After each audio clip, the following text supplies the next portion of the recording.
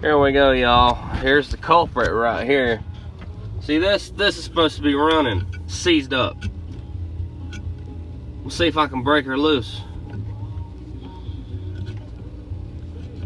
No, not without any oil. It's probably burned up too. I've been having this thing running all night.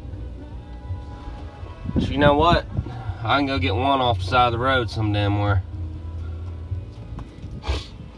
And as you see in the back here, everything's running as normal. Running fine. Compressor's not getting too warm.